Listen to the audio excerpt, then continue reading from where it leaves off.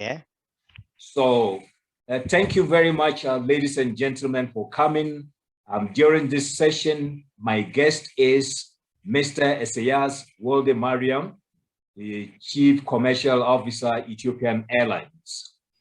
Today, we are going to look at Ethiopian Airlines recovery and how aviation can grow back sustainably. Ladies and gentlemen, as we are all aware, the aviation industry has been severely hit by the COVID-19 pandemic.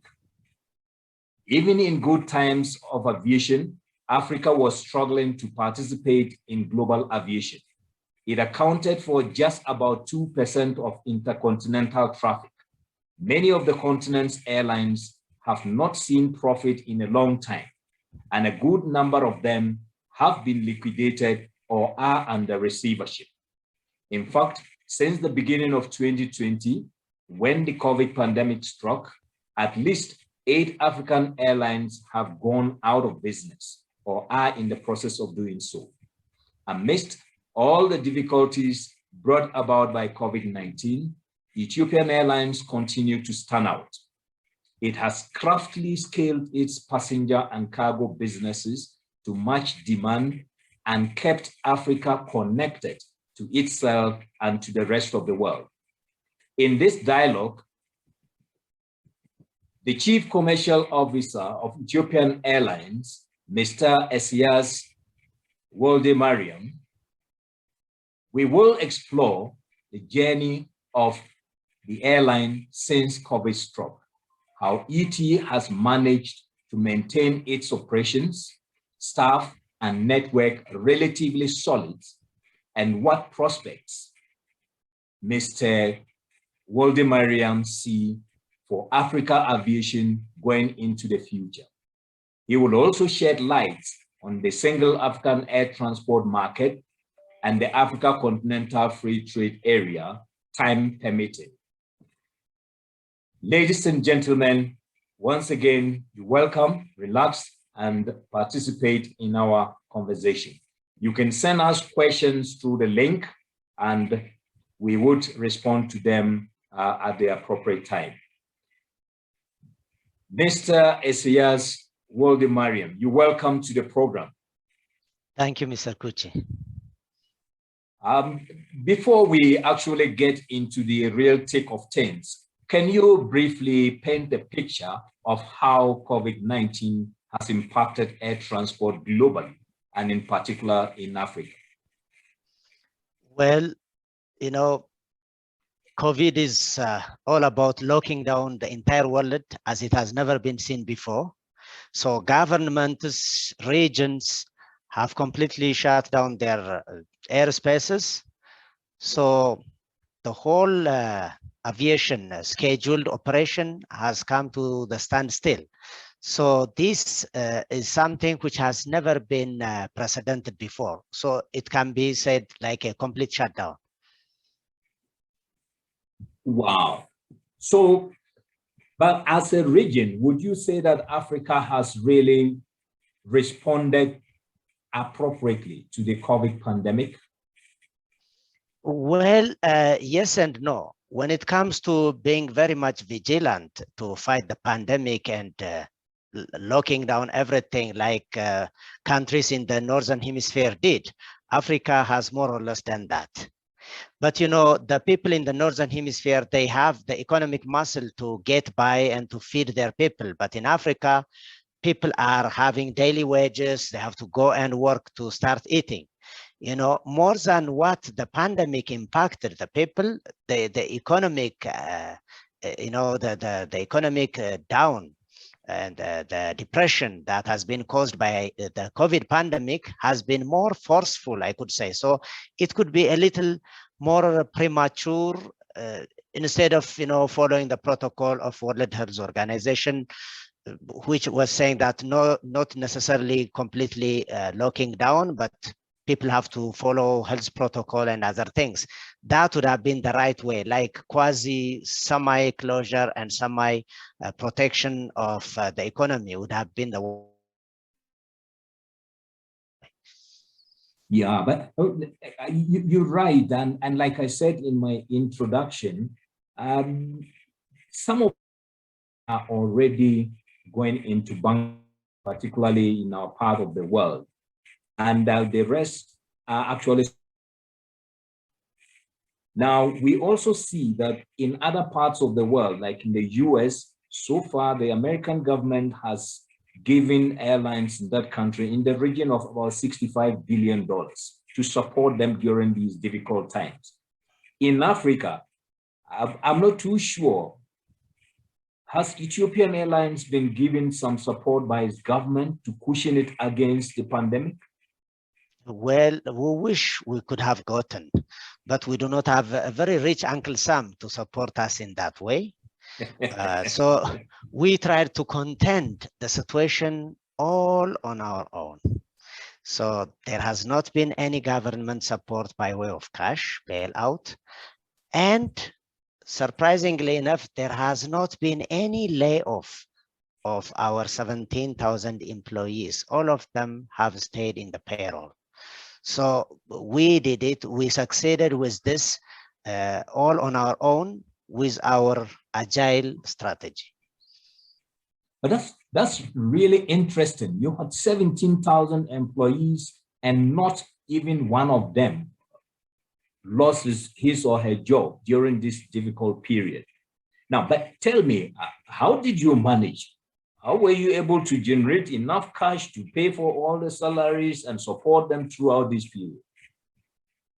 Yeah, Mr. Kuchi, as you know, Ethiopian Airlines is not just an airline, it's a complete aviator.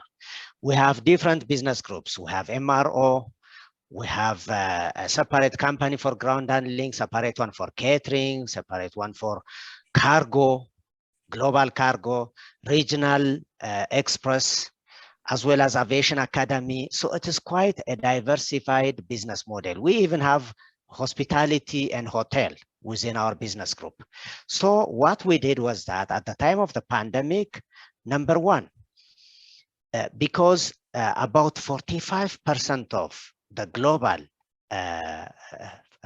available freight ton kilometer was supplied by long-haul passenger aircraft belly, while 55% of the AFTK was by dedicated freighter. So when all airlines are grounded, that capacity was removed from the supply. So what we did was we immediately jumped into intensified cargo operation. Why? Because we had a diversified business model with a complete cargo and logistic company. We even immediately removed the chairs and we converted about 25 passenger aircrafts into freighters. So that helped us when the demand was surging because of the removal of the belly capacities of long-haul wide-body aircrafts, and the need for cargo was pronounced because the pandemic necessitated transport of personal protective equipment, medicine, food, and other things. So because of that, we tried to compensate it with the cargo, with a fast and agile kind of decision, and also with the existing diversified business model. Number two, we did a lot of MRO. We did maintain aircrafts from Africa and the Gulf, like from Saudi and others, because we had our hangars were at that time slack because operations are not there. Our own maintenance activities are not that much because we were flying only 10% of our passenger ASK. So maintenance also helped. The third one is repatriation charter. When scheduled flights are closed, airlines were grounded, airspaces were closed, governments locked down, but communities need to be reunited with their families because the human species was not wired and designed to be locked down. So we had to transport people from Africa to North and Southeast Asia, to Europe, America, South America, and the rest of it, and within Africa as well. So passenger repatriation charter also helped. With this and related businesses, we were able to stay cash positive, to pay salaries, and also we did a lot of cost-saving activities like structural cost saving, as well as sending our people to their scheduled paid vacation. Instead of laying them off, because we are operating only a few percentage of our ASKs. The excess human resource that we did not need, we sent them to a paid vacation. So by so doing, we have exhausted all our accountabilities and debts by way of accumulated vacation.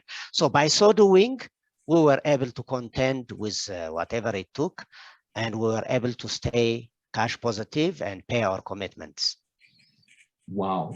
But considering that this was unexpected, the COVID pandemic was something, it was not something the industry anticipated was going to happen. But when it happened, from all indications, you really responded to it appropriately. Now, how were you able to do this? Is it because the ET in its own structure is an agile organization? Because you are also not a small airline, you are a much bigger organization. How were you able to quickly convert aircraft? No, let's add more capacity to cargo. You convert passenger to cargo. No, let us rationalize our cost base. No, let us get into this area of repatriation movement. And then you were able to rationalize and get into all those spaces. Yeah. Yes, you know, Mr. Kuchi, this is, we did not prepare for COVID, but we were following a diversified business model of different strategic business units even before. For example, if we did not have cargo, MRO, and others, we would not have in such a short space of time been able to immediately grab the demand which is coming by. So number one, our strategy has been diversified, which was a plus. And number two, when it comes to decision and seeing some demands and immediately changing it, you know, our core values are high performance organization. When we see the need, the management has always been working close together with the employees, and we're communicating the situation. Unless we do this, we are going to be no more. Then we rally for that common cause. And our structure is such that it helps us to immediately move to whatever direction within the bounds of our business units. So our core value of high performance and agility has also contributed to that. Now, so they tell us, but I'm sure it was not all smooth sailing. So which were some of the really challenging moments during this pandemic? Yeah, there were a lot of challenges. For example, when we were trying to do repatriation charters, governments were, completely closing down. So to have an ad hoc charter permission, we would have even used the communities themselves to go to their own home base. So permissions were not easily coming by. That was number one. And number two, when we were venturing into the unknown, like removing seats, and putting cargo above and below the wing, safety matters needed to be considered. We had to consult aircraft manufacturers. We had to consult all the ICAO safety measures and for cargo and other things. For example, perishables, food, seafood, and other things. And we were well situated with our cargo cool chain and the logistical arrangements that were in place before. So some of the challenges were when we were trading into the unknown region, it was not easy. For example, even the network, it was not the scheduled network of ours. It was from anywhere to anywhere on the planet. We were moving passenger and cargo. So unknown airports we have to see, and we have to do a lot of due diligences and so on. So it was not easy. It was taking quite a lot of nerves, but it has been doable, and we were very happy about it.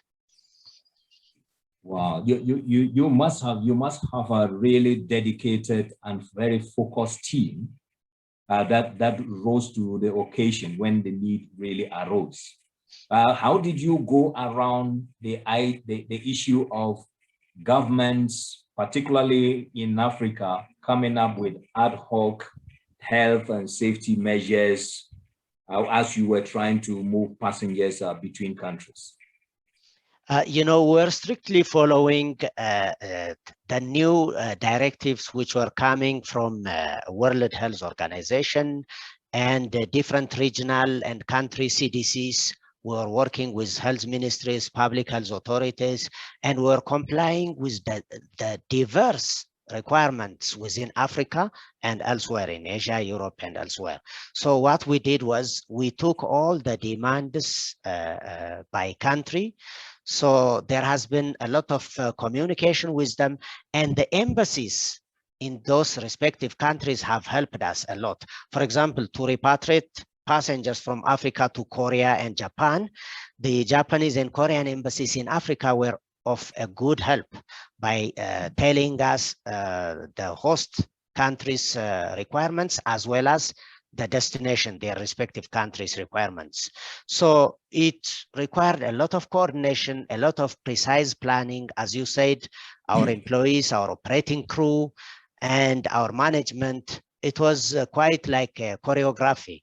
In a short space of time to organize all this required a lot of nerves, but finally it was done. Wow. So on hindsight, what is it that you would have done differently? Are there any areas that you think, look, if you would have done it, handle it a bit more differently than you did? In retrospect, seeing this at the back, if time machine was taking us aback, we would have not done it any better, because looking back, we were seeing our achievement with a big smile. So what was done was, for the situation, it was perfectly handled, I could say. Okay. So any lessons from the pandemic that you would want to share with other airlines in Africa? Well, for our fellow African airlines and African governments, and those who are interested in economics and transport and other things, what I can tell about Ethiopian Airlines key success factors is, first of all, robust strategy, a well-diversified one, not having COVID in mind, but a diversified one. And number two, reiteration of those strategies with the dynamics of the change. And number three, management integrity and strict corporate governance. And number four, non-interference by governments. This is the recipe that I can recommend for the airlines in Africa and for the African governments. But when you see, post-COVID, things are changing, and we come to the unknown. Changes have always been there, even in the past. We came from turboprop into jet era. That was quite a disruption. And then came deregulation, and then came low-cost carriers. Then came 9/11 with security and other things, now COVID. So this all successively bring new normals. Now with the COVID, it is about biosafety.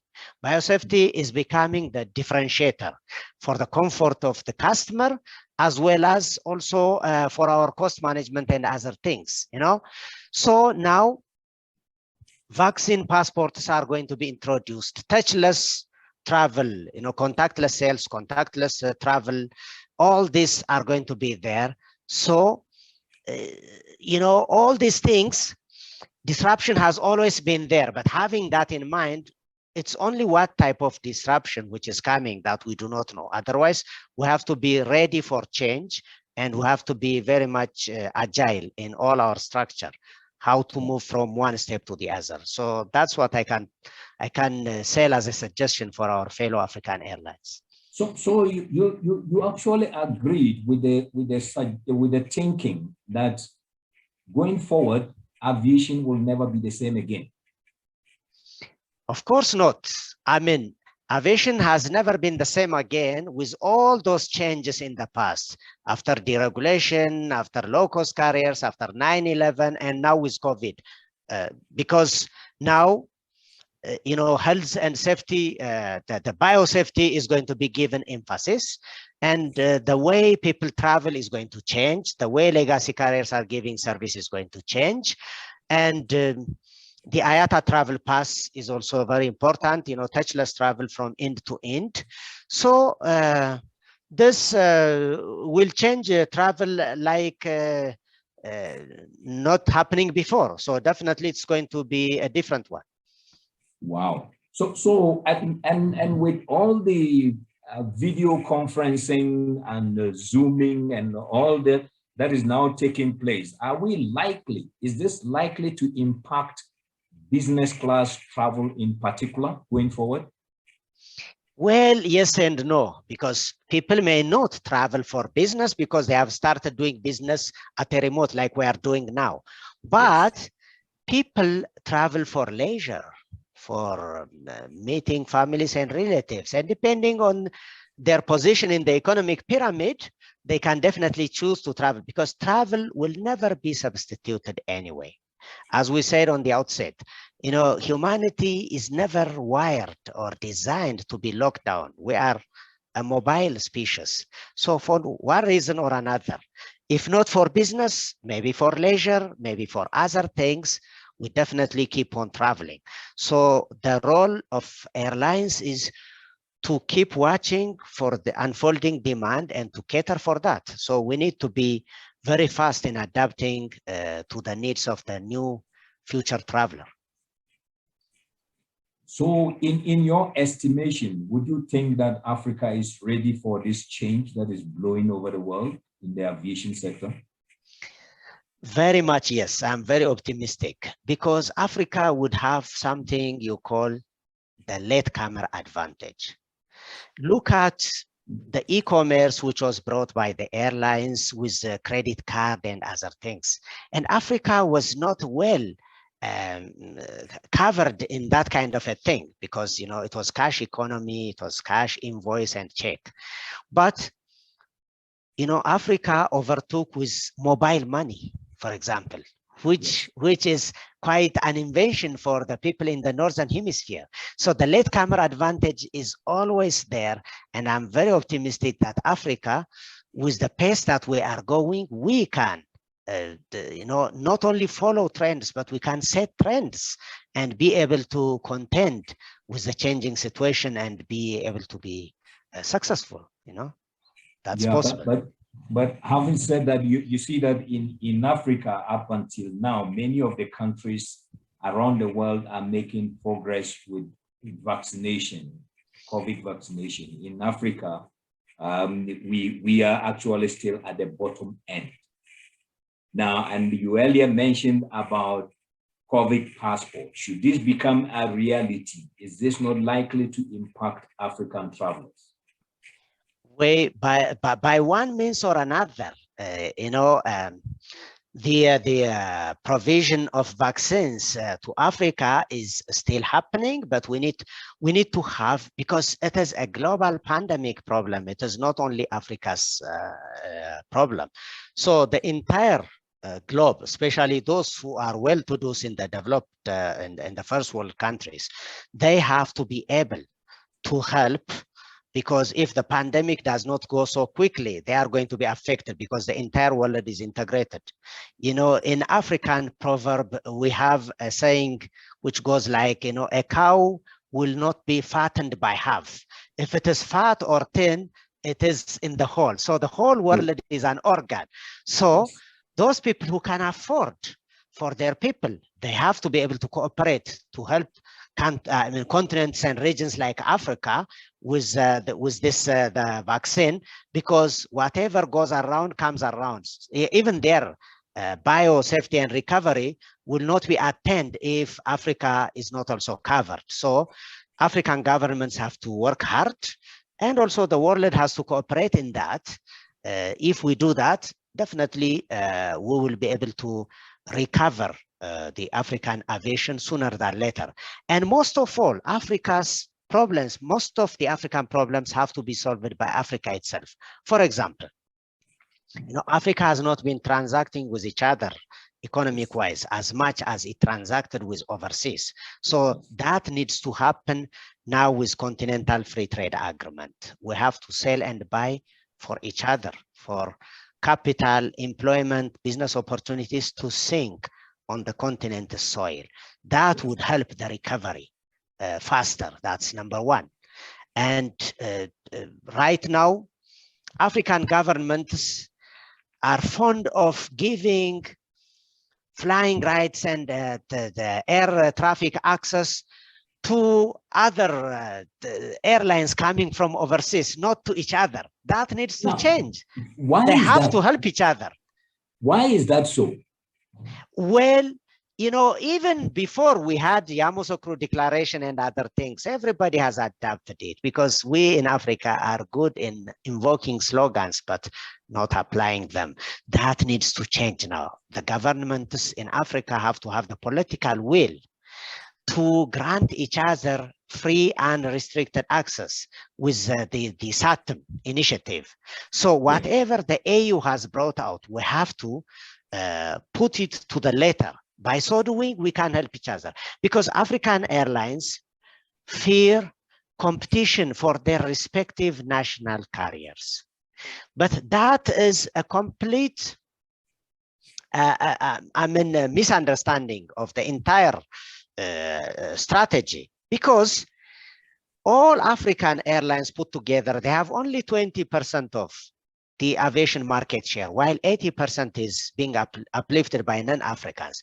So we have 80% to attack from other airlines instead of competing with each other. So there is a lot for us to attack instead of competing. We can have a lot of cooperation. We need to have small regional carriers grow up to the task. We need to cooperate with each other. We need to open for each other. By so doing, we can increase the share for African airlines, the air traffic contribution, which you said is only 2% from the global.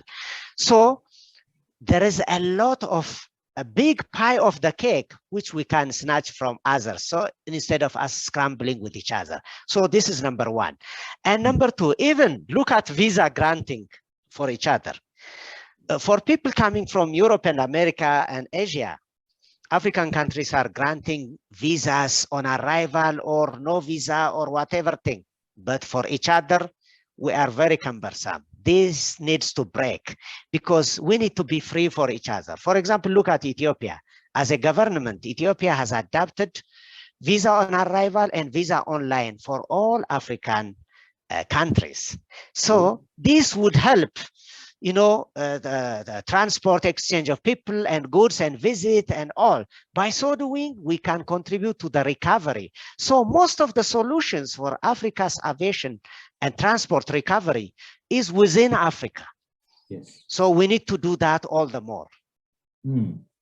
So from what you are saying, I gather that the timing for the single African air transport market, the Africa Continental Free Trade Area, and the protocols on free movement of persons and goods has come at the right time. Yes. And Africa needs to embrace these. Yes, exactly. That's it. You know, because for Africa, which has been transacting with the world 90% and only 10% transaction with each other economically, now we are a big economy for ourselves. We have youths, more than 1 billion. Africa has all what it takes. It's a market for itself. So we need to buy and sell within Africa. We need to be opening our airspaces, our trade barricades.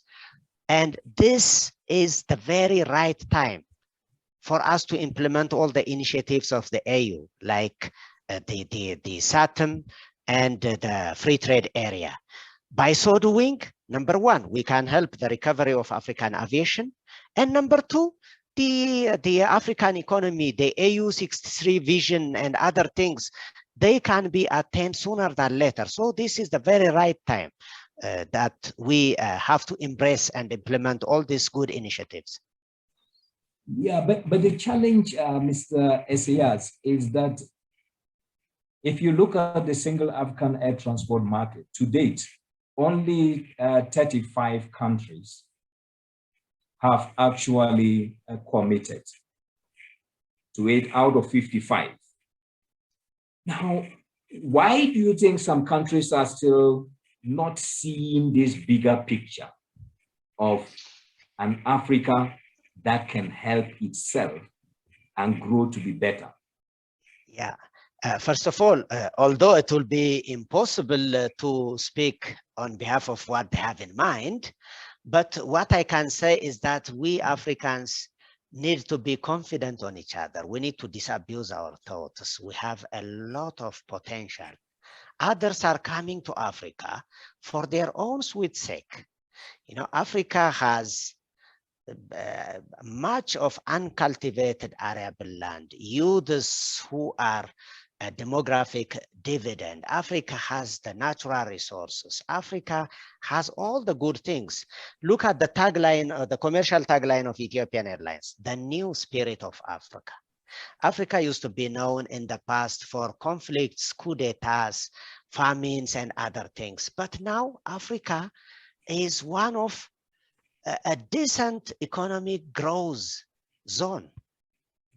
So we can even make it faster.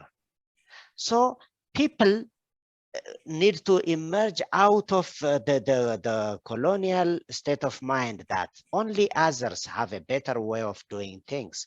We have a lot in our hands. We need to be confident with each other. We need to see values in each other. We need to add value to each other. So we have to reawaken ourselves, and we have to disabuse our thoughts and to rethink. So, you know, engagements are coming now. 2/3 have ratified this thing. Now the rest of them, you know, it will be for those who are leading the way. We need to convince our colleagues, and we have to carry them along. And I don't think it is going to be a difficult job for us, most especially now that economies in Africa and elsewhere have been affected by the pandemic. We need to sell this as a solution for emerging out of the pandemic economics. But we need to sell this. That is true. But how do we deal with the issues of suspicion that my neighbor is coming on to kill me and take over my market? You know, in the aviation industry, that has always been the suspicion that now airline A is stronger than me, is coming in to kill me and take my market over. How do we overcome suspicions like that? Yeah, you know, we are Africans. We have African values. You know, a close neighbor is better than a distant brother. Okay, as per the African saying, because a close neighbor is there for good and for bad for us. That's number one. And number two, look at the structure of the market share of aviation in Africa now. While 80% is being uplifted by Europeans, the Gulf, and the North and Southeast Asian carriers, we scramble only with the 20%. And that 20%, instead of us attacking each other within the 20%, let's go and attack the 80%. Let's leave that 20% as it is. Let's not compete with each other, because there is a lot to compete out. So this is reassuring when it comes to the aviation market share. And it is the same for other economics, because Africa is trading 90% with overseas and only 10% with each other. So when we see it is cheaper for us to buy from each other instead of from overseas with more expensive things. So we can see and definitely find a value when we start doing it. And we have started doing it. You know, Ethiopia is now exporting to Eastern and Southern Africa, like even industrial goods, as well as the horticulture and meat and other like flour and other exports. And we are also importing from Africa. So this shows that we are having affordable qualities for our budget, and at the same time, fulfilling our needs for buying and selling. So when we try it, we can see value. For example, Ethiopian Airlines has Aviation Academy for people not to go for aviation MBS and leadership and paying fortune overseas. Even African universities can come and have MOUs with our aviation university and open some aviation courses, leadership courses, and other things, pilot, flight engineer, and flight mechanic, hostesses, marketing and sales, cargo logistics. All these course offerings are there for cheap. Maintenance, we have it for cheap. So when they benefit, having this within the continent, definitely they can wake up for that challenge. And Ethiopian Airlines has equity partnership in Chad, in Togo, in Zambia, and many other places. Yeah. And it's working well. And we are also doing maintenance for Rwanda. And we're also doing the aviation management for other airlines. So the resources within Africa, we have it all. And it's cheaper, affordable, and high quality, tried, tested, and trusted. So when we see that the unit price is cheaper, but the quality is quite very good one, it's a win-win. So when we see that and when we try it, definitely we are going to come to that. And I'm very much optimistic that the rest of our colleagues within Africa would be convinced of us transacting with each other. But are you sure that this information is out there in Africa? Africa knows what Ethiopia has to offer. How are you marketing all these facilities that you have? That's quite a good question, Mr. Kuchi. First of all, within Africa, you know, we in Africa could be good in doing things, but not good in marketing it, because in Africa, you know, we just want to have our job, show whatever it is. But now we have completely understood that PR and marketing and communication is very important. And we have a dedicated team traveling to different African governments, airlines, and ministries of transport and other things. Now we have started campaigning for that. And definitely that kind of effort will pay off. And also in the process, because knowledge is a common property of the human species where nobody claims to have a monopoly. In Africa, in other places in Africa, there are a lot of values that can be reciprocated and added. So in that course, we are also having a win-win kind of agreements and arrangements. So definitely, we will do more on that. Indeed, I think we need to do more to propagate what Ethiopia has to offer. I believe at this conference, Ethiopia has an exhibition booth and will be showcasing a lot of the good things that you're doing in Ethiopia for the whole of Africa to see and possibly take advantage of. But yeah, if I may just go on another tangent, just to find out, I see that Addis Ababa Bole International Airport, the expansion is nearly complete. And there's a state-of-the-art, fantastic airport, big, and everything functional like never before. Now, what are the plans going forward? Well, you know, when this airport was first inaugurated, I mean, the first phase of expansion was done in the year 2003, European calendar. You know, the design capacity was only for 10 million people, passengers per annum. Yeah. But in Ethiopian Airlines Vision 2010, Vision 2025, we outgrew the capacity of the airport. So the airport was a different government entity. It was not within Ethiopian Airlines Group. So we saw it as a strategic risk for the growth of the airline. Such a good airline, but with a challenged hub. Then we took it to the Council of Ministers and we took the administration of the airport. So all the pending projects were finalized with a high speed, with a high velocity, as well as with a good quality. Now it is design capacity after the second revamp is for 22.5 million passengers per annum.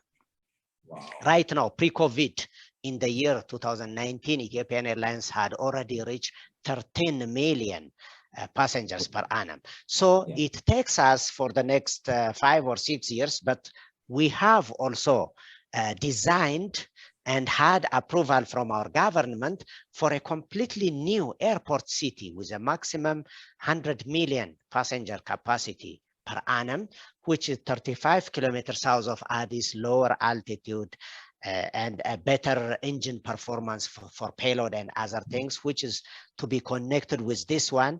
And this one is going to be like for the future domestic cargo and aviation center for charters and ad hocs. So with a fast railway as well as 6-lane traffic with half an hour connection. But now here, it is not only expansion, it is designed and tailor-made for the new biosafety measures, this current airport now, which is here. So we are priding ourselves to showcase this airport tailor-made, because the coincidence of the COVID and the finishing of the expansion, when we are slack on operation, we dedicated all our time and energy in the process of finalizing this new expansion. So because we have COVID on our face, we made it tailor-made for biosafety. So it is quite an amazing one. You know, Mr. Kuchi, we have Addis Ababa Bole International Airport has already overtaken Dubai to be the biggest traffic hub from world to Africa and Africa to the world, like 2.5 years back. So now this is going to serve that purpose all the more, and to be serving Africa as a mega Africa hub. So we are looking forward to that time where aviation traffic is completely rebounding and coming back. Yeah, but to really complement the hub, the Addis Ababa hub, is Ethiopia doing anything to encourage other African operators to look at feeding the Addis Ababa hub and defeeding from the Addis Ababa hub? Yes, that's very true. When other African colleague airlines are being challenged, we are encouraging them and we are selling suggestions, but decision rests upon them. For us to have code share agreements and special project agreements, and for them to open a route to Addis, and for us to convey the traffic from Addis to the final destination with their code on our metal, and when the traffic grows, and for them to be up to the maturity, for them to launch those routes. We are trying to sell these kinds of suggestions. This is one way how we can help our African colleagues to grow, to be up to the task. But it would appear that the appetite is not there in most cases. Yeah, that's very true. That's the biggest challenge. But it is taking two people to tango. We sell suggestions and we try to encourage them, and but we are hopeful that we will continue with our effort of trying to suggest revamp strategies to the big and small and medium carriers in Africa. But certainly, in your view, you think that going forward, the potential for Africa and African airlines is huge. All they need very much immense to work together. Yes, it is very much immense, because we are untapped, unsaturated. You know, the entire future, aviation future, is ahead of us in the continent, because we are not saturated like the other regional aviation markets. So there is a lot for us to tap in, and even to create new traffic within the continent, intra-Africa itself, for trade, import, export, tourism, and other things. We are a market on our own. So a big chunk. So we are trying to cultivate a new traffic, which starts affording aviation transport, and we have to make it affordable for them. And the African governments also have to cooperate with us by helping us for aviation infrastructures, fuel, and taxes and other things to come down, so that the continent will get direct, indirect, and induced economic dividends for that. So the governments also have to take a role on that. Yeah, talking about the government's role, I think everybody talks about the high cost of operations in Africa, and they attribute it largely to taxes that are imposed on fuel, passengers, and airlines. I mean, what can be done about this?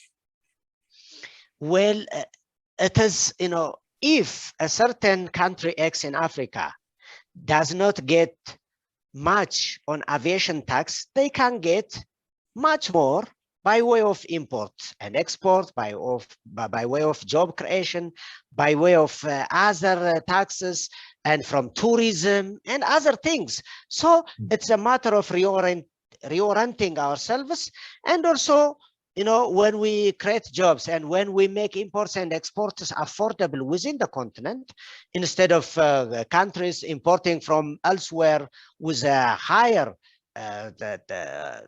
cost of transport, it is a matter of us showcasing that to our neighbors so that they can copy it. And also the AU is also set out on making this happen. And all the establishments like the ECA and others also need to work hard in convincing the African governments on that. Wow, I mean, exciting. But now I cannot let you go without actually asking you to talk to us, talk to African governments, talk to African airlines, and talk to your listeners here. What message would you want to give to each of these, the governments, the airlines in Africa, and your audience who are watching us? All what I can say, Mr. Kuchi, is that, and thank you for asking this, my central message is that COVID or no COVID, Africa has the brightest untapped potential before it.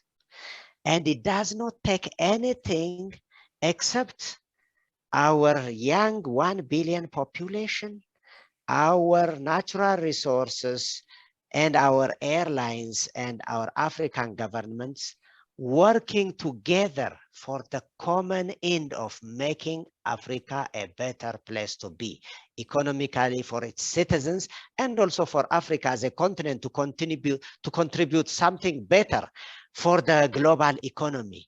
And it is doable, and we have a lot of potential.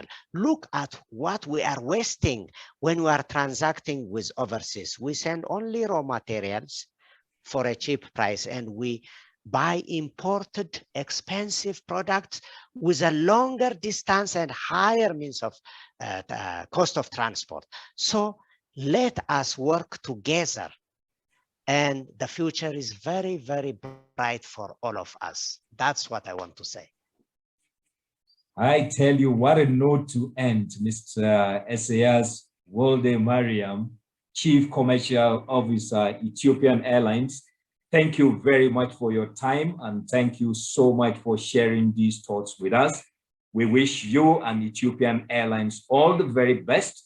Let us work together. Let us pull African aviation together. Ethiopian is on the lead. Ethiopia continue to lead the folk and bring all other Africans to airlines together, so that together we are stronger. Together, we can effectively cover the continent. Together, we can beat the ones who are eating our breakfast, lunch, and dinner whilst we look on. So thank you so much, and keep on doing the good work that you're doing for Mother Africa. Thank you. Thank you very much, Mr. Kuchi, for this opportunity and for having me. Thank you. Thank you. Bye-bye. Bye.